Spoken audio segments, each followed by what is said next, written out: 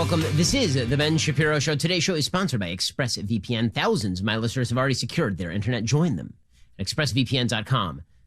A lot coming up for you this hour. A little bit later on in the hour, we'll jump into the mailbag. But we begin at this hour with a quick note. Amazon has now announced it will not be selling books. Framing LGBTQ plus identities as mental illnesses. I assume that also includes mental disorders. If it includes mental disorders, then they're going to have to ban the Diagnostic and Statistical Manual number 5, which labels gender dysphoria in its actual listing of mental disorders, because it is, in fact, a mental disorder. Okay, now, they banned Ryan Anderson's book. So Ryan Anderson, formerly of Heritage Foundation, now the Ethics and Public Policy Center, he had a book called When Harry Became Sally. And the entire book is very well considered. It does not attempt to say bad things about people who suffer from gender dysphoria. It talks about the various medical solutions that have been proposed and how effective they are or are not. It's a very well-considered, well-thought-out, sympathetic book. Does not matter. Amazon pulled it down. So people tried to get answers from Amazon as to why the book was pulled down, because that is digital book burning. Now, Amazon is saying, according to the Wall Street Journal, that it recently removed a 3-year-old book about transgender issues from its platforms because it decided not to sell books that frame transgender and other sexual identities as mental illnesses. The company explained its decision in a letter Thursday to Republican Senators Marco Rubio of Florida, Mike Lee of Utah, Mike Braun of Indiana, and Josh Hawley of Missouri. The senators had written last month to Chief Executive Jeff Bezos requesting an explanation of why the Ryan Anderson book was pulled down. As to your specific question about When Harry Became Sally, we have chosen not to sell books that frame LGBTQ plus identity as a mental illness, Amazon said in the letter, which was signed by Brian Huseman, Amazon's vice president of public policy, referring to sexual identities that include lesbian, gay, bisexual, and transgender, among others. When Harry Became Sally, of course, focuses on a variety of issues, including gender dysphoria. Anderson says, quote, everyone agrees gender dysphoria is a serious condition that causes great suffering. Okay, so what exactly are they banning? And the answer is that they're not banning every book that says that gender dysphoria is a mental disorder, because it clearly is a mental disorder. It is diagnosed as such. That is why treatment is recommended or not recommended, depending on your point of view. Instead, what Ryan Anderson points out is there is a debate, which Amazon is seeking to shut down, about how best to treat patients who experience gender dysphoria. They called the book an important contribution to that conversation. They said Amazon is using its massive power to distort the marketplace of ideas and is deceiving its own customers in the process.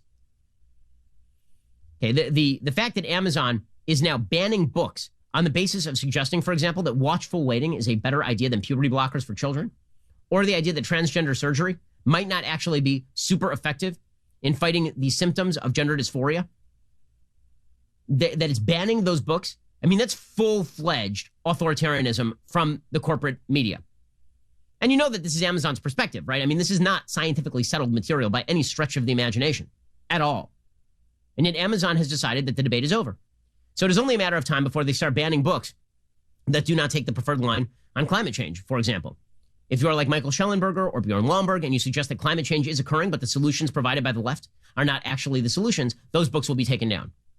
If you believe that America is not systemically racist, those books presumably will be taken down. And all you have to do to find out what Amazon is going to take down next, and this is going to happen over the next couple of years during the Biden administration, what you're going to see as Amazon continues to do this, all you have to do to tell what they take down next is go take a look over at their movie page, because you can see what they are recommending on the ideological side.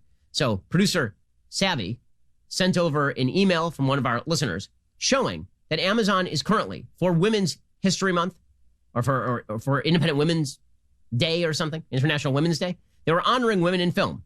One of the movies that they're honoring as female directed for women in film is The Matrix by the Wachowski brothers, who are now the Wachowski sisters, right? They're both transgender women. So Amazon is openly making the statement that The Matrix, which was directed by men, okay, it was directed by men. Those not only do these people happen to still be biological men, when they directed the film, they even identified as men. It was only later that they started identifying both as transgender women. Now that is considered a female-directed film because, again, transgender politics means that we change not only the laws of biology, pretending that men are women, but also the laws of physics, pretending they were always women even when they were men, right? We actually can, they say time travel is impossible, not anymore. Now it's completely possible. You can go back and actually change history by declaring that today you identify as a woman. This means you were always a woman, which means that Bruce Jenner is the single greatest female athlete in human history. Sorry, Caitlyn Jenner. Single greatest female athlete in human history, not even close. Defeating men with ease. All the way back during the Olympics in the 70s. Like truly incredible stuff. So Amazon, when they decide that they are going to push the notion that America is systemically racist, you know the next books that they're going to punish are going to be books like Heather McDonald's, which claim that America's police are not systemically racist. Because after all, they disagree. And this cannot be allowed to prevail. These views cannot be allowed in the public sphere. First of all, if Amazon continues to do this, then we'll just start our own book service. I mean, DW, we will. We'll start our own book distribution service, which we can do. Right? When we have a Tumblr distribution service, we can make a book distribution service. We'll have to do that if they continue with this sort of crap. But this is exactly the sort of woke cram down that is occurring from everywhere from government to corporations to now universities. And so this is a crazy story. Here's a crazy story from Georgetown Law. According to the Washington Post, a Georgetown law professor was terminated, and a second was placed on leave after a video clip showed a conversation between the pair that included what an official called reprehensible statements about black students. Officials said Thursday, the conversation between adjunct professors Sandra Sellers and David Batson had triggered an investigation by Georgetown University's Office of Institutional Diversity, Equity, and Affirmative Action, which is an Orwellian title for an office that basically exists just to punish people for saying the wrong things. And there's an entire billion-dollar industry in the United States, offices of diversity at virtually every company designed to avoid liability. That's really what those are about. You can limit your liability and exposure to federal lawsuit if you have an office of diversity that polices inside your institution, quote unquote racism, even if it's not actually racism. The school's Black Law Students Association had called for Sellers' firing. The video clip, shared on Twitter this week, showed Sellers discussing student performance. Sellers said in the video, quote, I hate to say this. I end up having this angst every semester that a lot of my lower ones are blacks, meaning a lot of my lower performing students. Happens almost every semester. And it's like, oh, come on. You get some really good ones, but there are also usually some that are just plain at the bottom. It drives me crazy. Okay, now, the way this was interpreted is that black students are inherently dumber. That is not at all what the professor is obviously saying. The professor is saying that one of the problems with lowering standards of admission to have affirmative action people, to have people get in via affirmative action means that you're going to have people who are misaligned with the school. This has been a long supported thesis. Abigail Thernstrom wrote about this years ago in The Atlantic, when The Atlantic was not a left-wing garbage salon knockoff. Okay, it used to be that everybody understood that if you lower standards for admission, a lot of the people who would have done really well at a school not as highly ranked as Georgetown actually underperform at schools like Georgetown because they got in having lower scores than the rest of the population at these particular schools. So this professor says some of my best performing students are black, but a disproportionate number of my lower performing students are black, and this makes me sad. This makes me upset. Not sad at the black students, sad at a system that does not help black students to the extent that they are performing better. Sad at a system that is deliberately misaligning a certain number of black students with the school they should actually be going to. They'd be succeeding at a school that is not ranked in the top 20 law schools. They'd be succeeding at school number 40. But at Georgetown Law, they're having a tough time, and this makes the professor sad. This is fireable. If you even note that black students are disproportionately underperforming at some of these schools, which statistically they are, this means that you are racist. And if you're sad about it, you're upset about it, you want black students to do better, this means that you're even more of a racist, according to Georgetown Law. We'll get to more of this in just 1 second. First, let's talk about an amazing gift you can give yourself or your family. I'm talking about preserving your family memories. Now, these days, everybody has all of their memories on their cell phone, right? But how about the memories from like when you were a kid? Well, that's all on VHS tapes. You have a VCR, do you? How about film reels? You got a projector in your house? I didn't think so. This is why you need to get all this stuff digitized. This is why you need Legacy Box. Legacy Box is a way for you to easily and affordably digitally preserve your past. The process from start to finish is super easy. You pack, you send, their team digitizes everything by hand, and then you enjoy. You get back perfectly preserved digital copies on the thumb drive, DVD, or the cloud, ready to watch, share, and enjoy. Plus, they keep you up to date with regular email updates throughout the digitizing process. Legacy Box is the world's largest digitizer of home movies and photos. They've helped over 1 million families digitally preserve their past. Get started preserving your past today. Head on over to legacybox.com/BenRadio to get an incredible 50% off your first offer. I know the folks who run Legacy Box. They are tremendous people. Buy today. Take advantage of this exclusive offer. Send in the materials when you are ready, and then preserve your memories forever. Go to legacybox.com/BenRadio. Save 50% while supplies last. Law Center Dean William Traynor said Thursday he informed Sellers she was terminated and that she had indicated she had planned to resign. Batson was placed on administrative leave pending the investigation, Traynor said. The dean said the incident underscores the school's need for more anti-bias training. There it is. All you have to do is pour a few billion more dollars into the Office of Diversity to re-indoctrinate everybody into the idea that you can't have any standards at all, and then all of this will go away. By the way, if Georgetown Law really wants to fix this problem, they should just get rid of grades.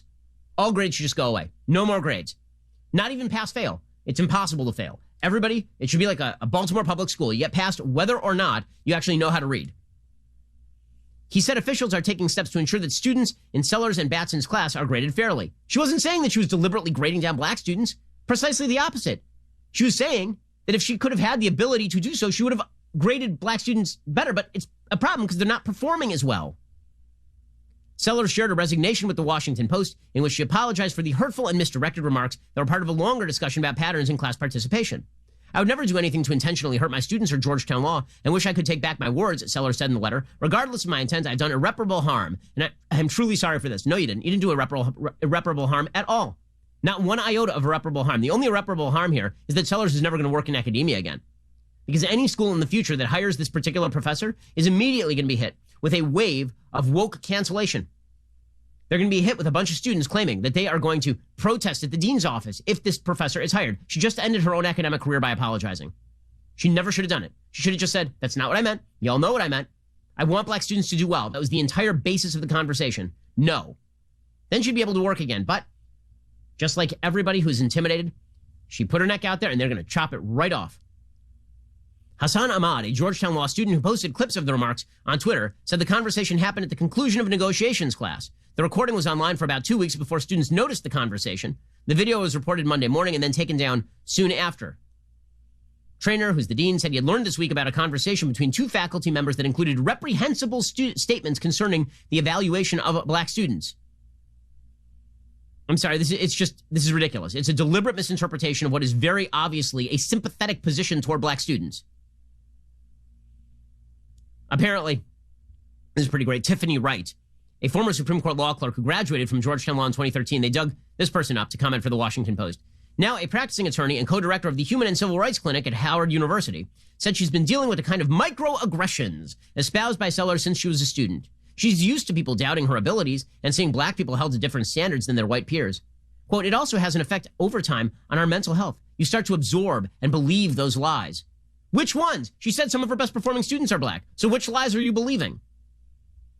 The lie that says that some perform well and some perform badly, because that's true of every racial group. Or the truth, which is that sometimes racial groups disproportionately perform well or badly in particular academic settings. It's an absurdity, but it doesn't matter. It does not matter. By the way, the Black Law Students Association also accused a professor named Carrie Menkel Meadow, a professor emerita at Georgetown Law and professor at UC Irvine, of using the N-word in a class. She denied using the word. She said it was in an article she had assigned to students about regulating hate speech. And the Black Law Students Association tried to have her fired for assigning a piece about hate speech that included the N-word, which is necessary to explain hate speech. We'll get to more of this in just 1 second. First, attention, savvy investors. This is Ben Shapiro, of course. Looking for predictable monthly cash flow? Is a 10% annualized immediate monthly payout good for starters? How about bonuses targeted to 21%? If you want the safety and security of a real estate investment, but without the hassles of being a landlord, you've probably already heard of NRIA. NRIA is an industry-leading real estate development firm in its 15th year developing strategically located, low-risk, high-demand neighborhoods based on supply-demand imbalance. They are a great fit for safety-oriented investors who want cash flow and diversification into carefully chosen real estate. Learn more about the NRIA Real Estate Development Fund at nria.net or call 800-800-1414. That's 800-800-1414. An offer of securities is only made by the NRIA Private Placement Memorandum. Read it first. Past performance does not guarantee future results. NRIA's real estate development firm. Learn more at nria.net. Alrighty, coming up, Myers Leonard is a forward for the Miami Heat, and he dropped an anti-Semitic slur in the middle of a game stream. He was streaming some sort of video game, and he got fined a bunch of money, and he got suspended. Well, I'm noticing a bit of a double standard for the NBA when it comes to anti-Semitism. This is the Ben Shapiro Show.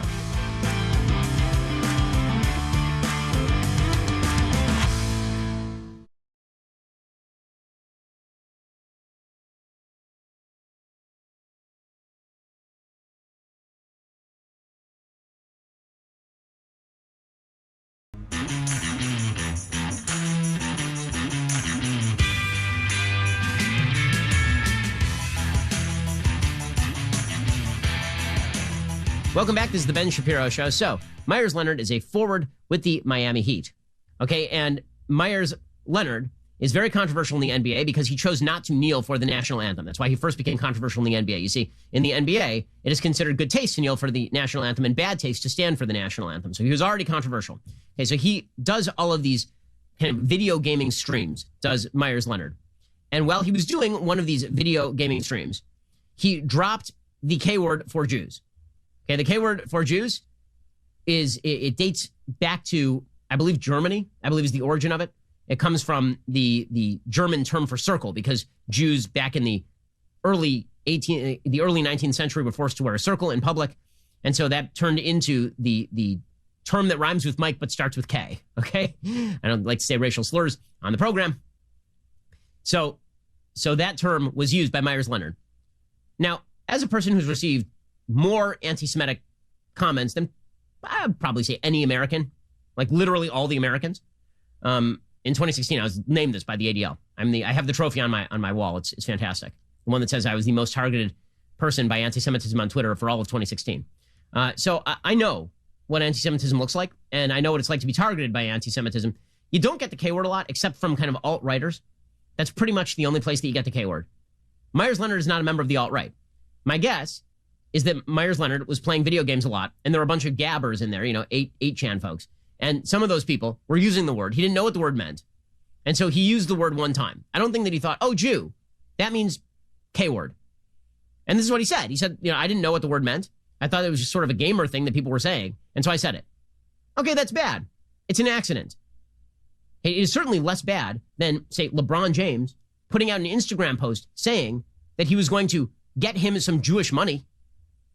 He literally put out an Instagram post just a couple of years back that said, we've been getting that Jewish money. Everything is kosher. There's a picture of himself tweeting those lyrics to 45 million people. Okay, now, here's the thing. Both of these things are not great. Right? One of them is explicitly anti-Semitic in terms of, the Jewish money thing. The other one is pretty obviously coming from a place of tremendous ignorance. Myers-Leonard apologized. LeBron James apologized. Myers-Leonard was hit with a $50,000 fine, the maximum allowed by league policy, and suspended from using all Miami Heat facilities and activities for 1 week in response to his use of the term. Adam Silver said that he believes Leonard is genuinely remorseful. He said Myers-Leonard's comment was inexcusable, hurtful. Such an offensive term has no place in the NBA or in our society. He's going to be required to participate in a cultural diversity program. Silver said, we have further communicated to Myers that derogatory comments like this will not be tolerated, and he will be expected to uphold the core values of our league, equality, tolerance, inclusion, and respect at all times moving forward. So that was the maximum fine that could be issued by Adam Silver for anything. It's unclear how this will affect Leonard's standing with the Miami Heat. The Miami Heat said Leonard would be away from the team indefinitely. And they said that they are going to continue to communicate with Myers as he educates himself in all of this. Okay, so that's what happened to Myers-Leonard. What happened to LeBron James after LeBron James Instagrammed out, we've been getting that Jewish money, everything is kosher? What happened to him? Nothing. Of course. Nothing happened to LeBron James. Or what happened to Dwyane Wade, another person who has been a star for the Miami Heat, when, for example, Dwyane Wade defended Nick Cannon. You remember that Nick Cannon was fired because he went on this wild anti-Semitic diatribe in the middle of a podcast? Dwyane Wade came out and tweeted, we are with you, with an emoji of a black fist. Keep leading. He tweeted to Nick Cannon. Was Dwyane Wade hit with, any fine by the NBA? And even if he was retired by that point, he's still associated with the league. He's still associated with, I believe, one of the teams, I think the Heat. So was there anything that happened to Dwyane Wade? How about, actually other active players? Like, for example, it turns out that other players, including Kevin Durant, expressed sympathy for Deshaun Jackson. Deshaun Jackson had issued a wild anti-Semitic statement. He had suggested that Jewish people own all the banks, and he had put up anti-Semitic content on Instagram, including a quote misattributed to Adolf Hitler. He was defended by former NBA player Steven Jackson, and then J.R. Smith and Kevin Durant both liked Steven Jackson's posts on Instagram. Did either J.R. Smith or Kevin Durant get fined by the NBA? So here's what we have here. We have anti-Semitism coming from LeBron James, Dwyane Wade, J.R. Smith, and Kevin Durant. And then an anti-Semitic slur used presumably accidentally by Myers-Leonard. Myers-Leonard, who is white, gets fined $50,000 and suspended for a week and indefinitely by the Heat. Nothing for LeBron, nothing for KD, nothing for J.R. Smith, nothing for Dwyane Wade. Weird. Very, very strange. So do I think that the NBA cares about bigotry, or do I think that the NBA is wildly biased in how it applies its standards of justice?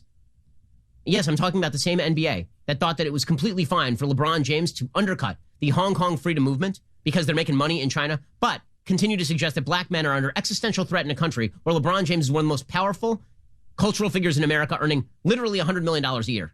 Probably. I mean, like, yes, it turns out that the NBA has a bit of an agenda here, and that agenda has something to do with race, and that agenda has something to do with politics, and it has very, very little to do with principle. None of that's an excuse for Myers Leonard. But Myers Leonard, if he's going to be fined, then certainly all these other players should have been fined. And by the way, I happen to believe that Myers Leonard did that by accident. I do not think that it was by accident when you defend Nick Cannon saying openly anti-Semitic things, or when you put up posts that say, getting that Jewish money. To the applause, apparently, and non-punishment of the NBA. Alrighty, coming up, we're going to be jumping into the vaunted Ben Shapiro Show mailbag. You got to be a member in order to get those questions in. Head on over to dailywire.com/subscribe. Use code Candace for 25% off because our new show with Candace Owens begins next week. We'll jump into the mailbag coming up. This is the Ben Shapiro Show.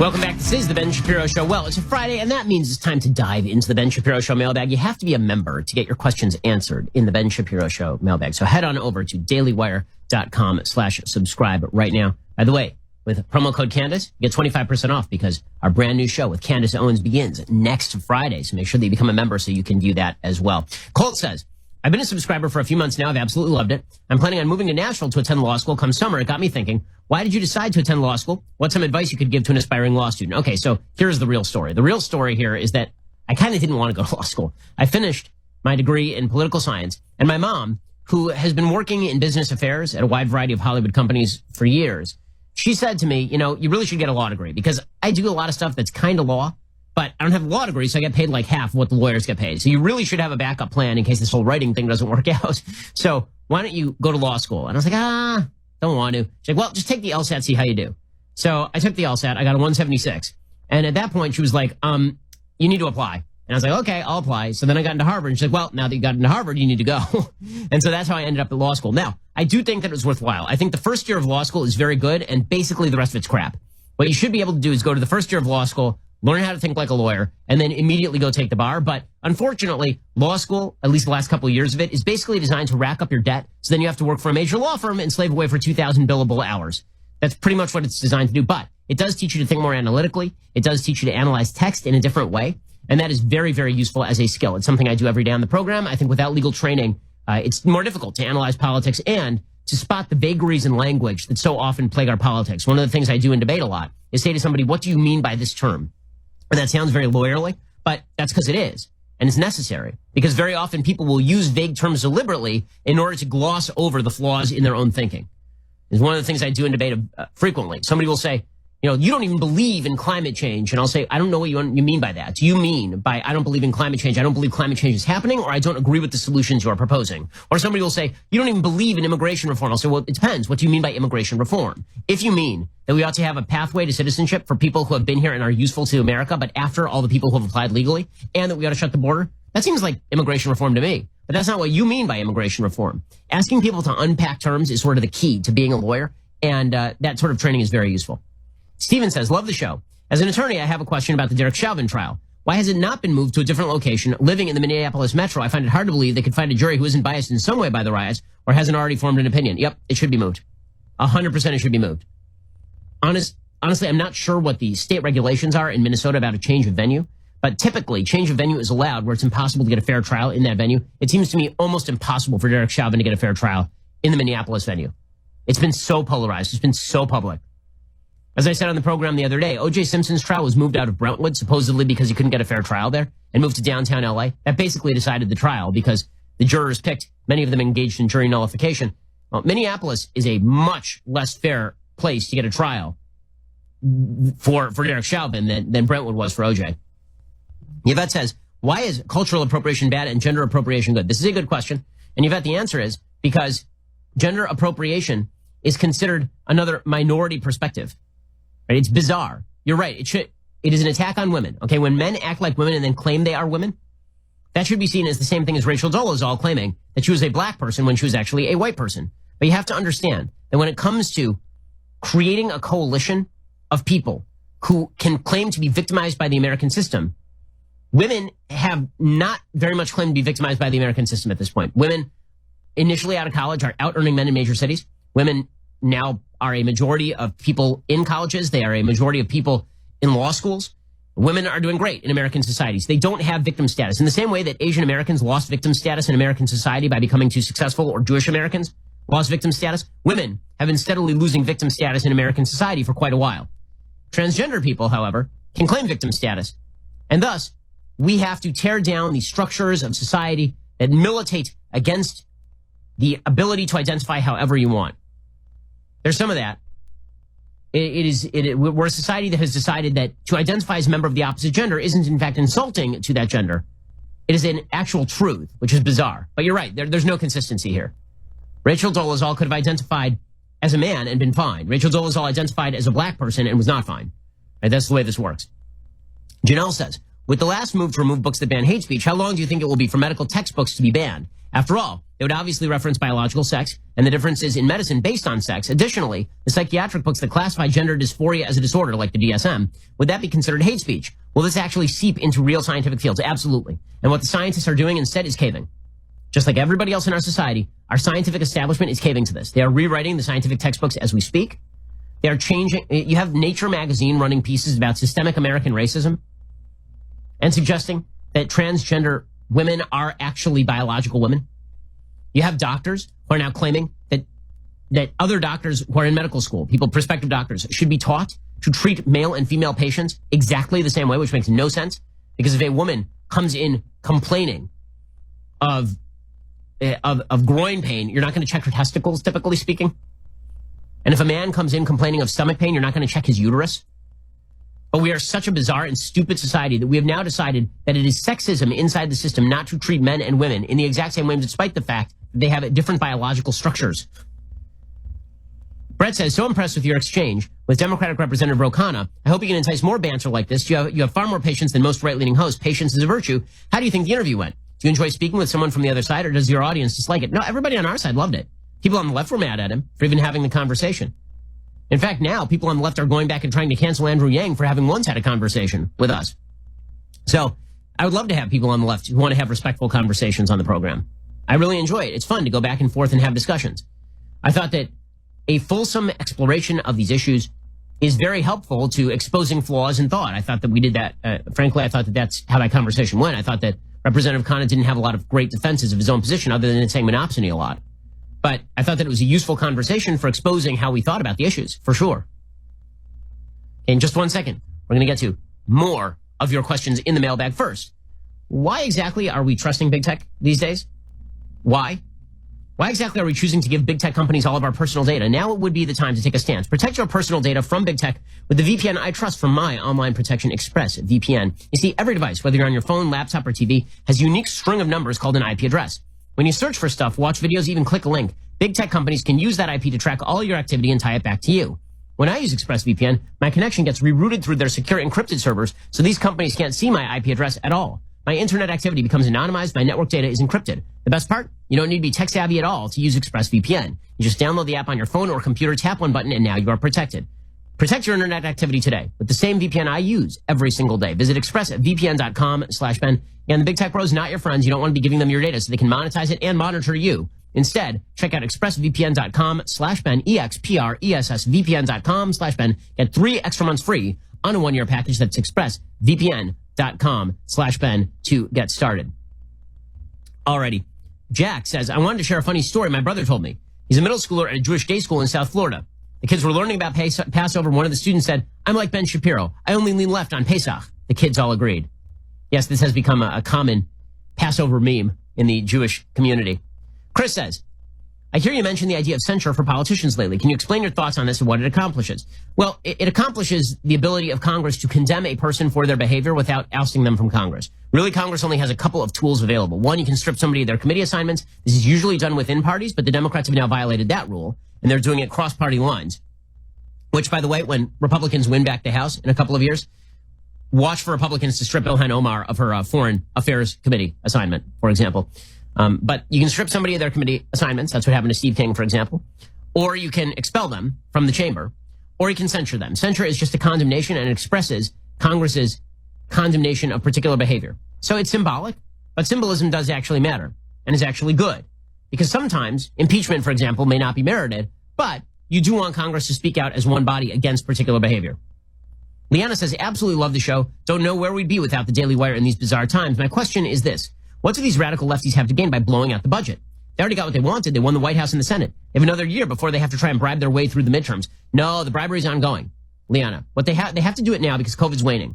Once COVID wanes, they don't have an excuse to blow out the budget the way they are doing. So they're using the last available opportunity here to radically expand benefits, to pay off all of their cronies in the private sector unions, to pay off all of their cronies in the public sector unions via bailouts to state and localities. It's a perfect opportunity for them. Also, when you blow out the spending, this also allows you to engage in the magic of raising taxes, which will be the other end of this. Eventually, Democrats will have to raise taxes. They've already pledged to do so. When they do so, they look forward to using those elevated tax rates in order to pay for a bevy of new programs and redistribute wealth, because they are of the opinion that the way you make a country better is by freezing its growth and redistributing what you have, as opposed to letting people engage in free market economic decisions that create jobs, new services, and products. Eli says, hey, Ben, I have a 22-year-old brother who thinks he's a woman. When I'm with him, I'm going to use she, her because I care about his feelings as my brother. However, the subject of transgenderism has been coming up more and more when I'm around him and my family. How do I express my political, religious, and scientific views without compromising my relationship with my brother? Well, Eli, that's a tragic situation. I'm really sorry to hear that your brother sounds like he suffers from gender dysphoria. I mean, truly, mental conditions like this are mental disorders are extremely, extremely painful. Not just for the person suffering from them, but for the family that is working with that person. If the conversation can't be had, you just shouldn't have it. You have to decide whether the conversation is beneficial or not. If you say, listen, we don't agree on this particular issue, but I love you as my sibling, and therefore we're going to, let's just not talk about this. Let's talk about other things. There are some relationships you have to do that with, and this sounds like one of them. The question for any conversation is, what is the purpose? And I'm not sure that this particular conversation, it sounds like, has a purpose. Mark says, looking at what happened in Detroit, Michigan over the last 20 years, I believe it's a perfect example of what can happen when high labor costs are forced on a community. I'm interested to hear your thoughts on this. Given that Detroit was such a massive city of industry, do you think this could be used as a model to represent those consequences on a national scale? Absolutely. So what happened in Detroit is that thanks to World War II, virtually every other industrialized country on earth was wrecked. And so we had a monopoly in the car market, essentially. This allowed the unions in Detroit to hold out for extremely beneficial union deals. This also increased the price of the cars, but because we basically had a monopoly, that was okay. Then foreign competitors started to rise up, right? Toyota in Japan. And you had European cars that were competing with American cars. And by the 70s, it was pretty clear that not only were American cars overpriced, they were obsolete. And you ended up wiping out Detroit on the basis of these bad union contracts. So that is a pretty good indicator as to what happens when you artificially raise the price of labor beyond what the market will bear. Competitors will rise up and smite you, and that is exactly what happened right there. Andrew says, have you and the Daily Wire ever thought about providing an alternative to the woke race and diversity training sessions pushed by the left on major corporations, similar to how President Trump countered the 1619 Project? I'd love to provide that sort of resource, but corporations would first have to take us up on it. It'd be important for corporations to, actually put their money where their mouth is and back principles for which America stands. Corey says, would Milton Friedman's negative income tax credit with a work requirement be an effective solution to poverty, wealth inequality, and wealth mobility? It might be better than the current welfare state, but I don't think that it would be a solution to poverty because, frankly, the only solution to poverty for the vast bulk of people who are not suffering from some sort of disability or a health problem, for the vast bulk of people, the only pathway out of poverty really is to make better decisions.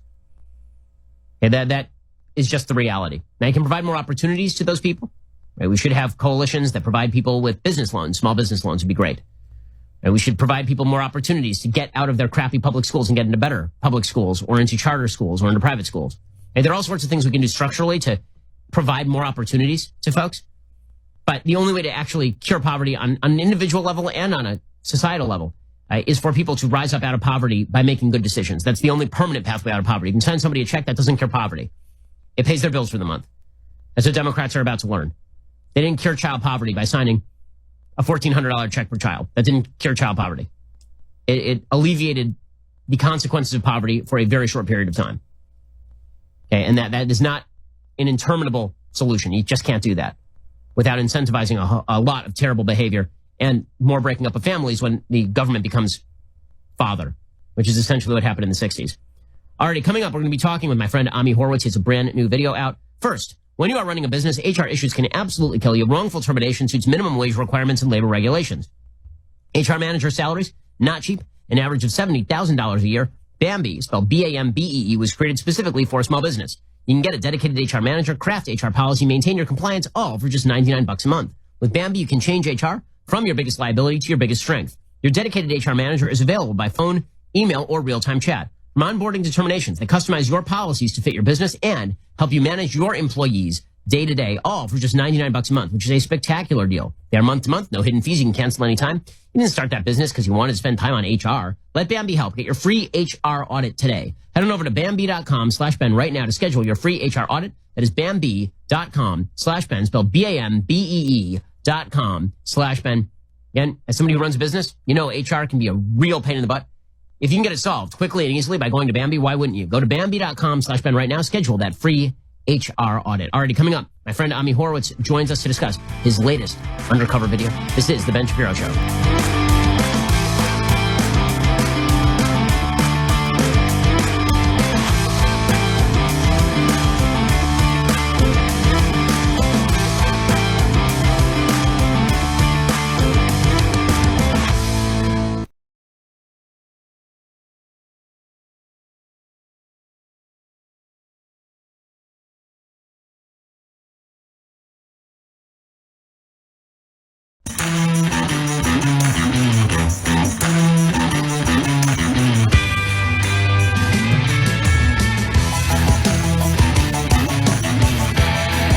Welcome back. This is The Ben Shapiro Show. Joining us on the line is my friend Ami Horowitz. He, of course, is the producer of a bunch of YouTube and Facebook videos that have garnered over 150 million views. His latest is another one of his intrepid man on the street videos. This time, he's actually looking for limiting principles from the left, which is, everyone has a vision that one day they will find the Holy Grail. So apparently, Ami got in his head that he was going to ask leftists if there were any limiting principles to their ideas about the world. Ami, thanks for joining the show.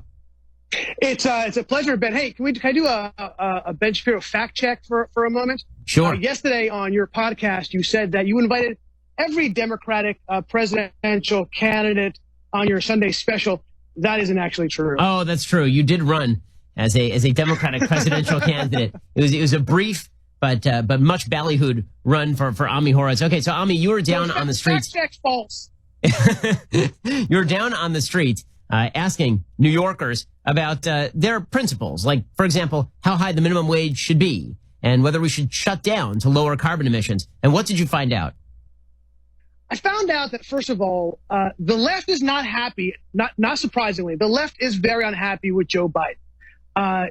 They see him as being center right, frankly, because they have no perception of how the political spectrum actually is and actually sits in today's world.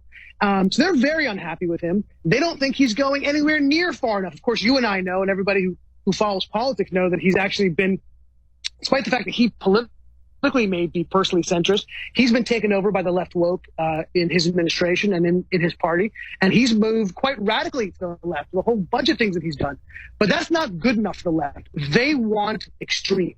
Extremism is where they live, and the video uncovered it. So let's talk about the answers that they gave to some of these questions. You asked them things like, should we have a border? Did any of them acknowledge that we actually should, that borders are kind of important? So out of the about 20, 25 people I spoke to, one person thought that the border plays a role, but it is still ultimately a symbol of racism. That was the overall feeling you got, that a border is racist. And therefore, since we are a racist country by definition, as we all know, as BLM has oftentimes has told us, and therefore having the border is a symbol of that racism. And what about canceling personal debt? So I assume they all believe that they should be able to run up whatever charges they want on their credit card, and then the government should just come in and pay it, essentially. Yeah, I didn't get quite the consensus on personal debt, although we got, I would say about half the people did in fact want the cancellation of personal debt because, as you know, people don't make choices on their own. The choices are forced upon them in a racist culture. And in particular, we prey on people, particularly people of color. We force them to take mortgages and to have their own homes. We force them to put money on credit cards. And therefore, it's incumbent upon us to alleviate that financial burden by canceling personal debt. Because as you know, personal choices are very unimportant to the left.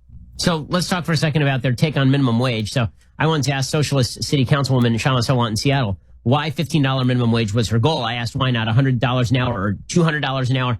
And she said, well, give us some time. So what was the take of the people you talked to on what the minimum wage ought to be? Well, minimum wage is interesting. First of all, you ask people on the left about how they arrive at whatever number they arrive at, whether it be $15 or $10 or $25.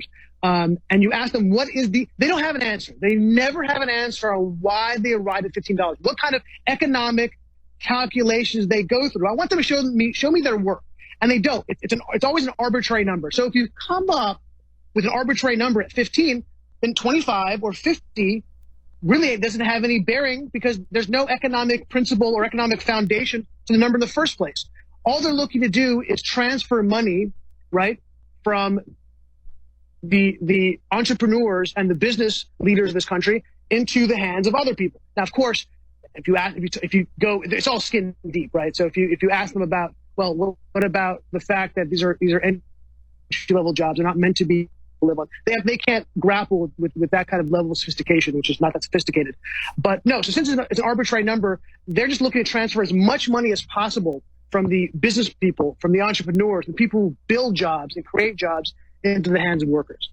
Okay, so I did find that when I said $70, that was a little bit too high for me. Oh, okay. Well, I'm glad that they do have a limit. It's $70 an hour, getting paid about like a lawyer to flip burgers. Sounds like a great way of ensuring that everybody gets to keep flipping burgers and that nobody will ever build a machine that flips burgers.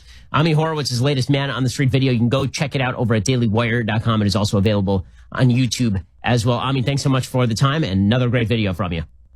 Thank you very much. Alrighty. Well, we've reached the end of this week. So try not to ruin things over the weekend, guys, because as we all know, it's a time of hope. It's a time of magic. Joe Biden is president. And if we just do what the old man says, one day he will let us leave our houses and go for a walk and then go back to our houses and then receive checks from the government. And that's really, really exciting stuff. Now, next week, I got to warn you, next week I think is going to be pretty lit because the Derek Chauvin trial is getting started. Prepare yourself for possible violence in the streets. Prepare yourself for a complete attempt by the media to shut down any point of view that the defense for Derek Chauvin plays out there. It's not going to be a banner week for the media. It's not going to be a banner week for the country, but have we had a banner week for the country for a while? This is the Ben Shapiro Show.